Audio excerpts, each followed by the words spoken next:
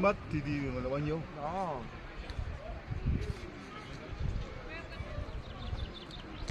Là vua của thứ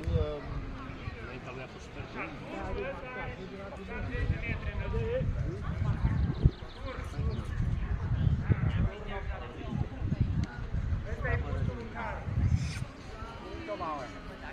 Có. Cho vào.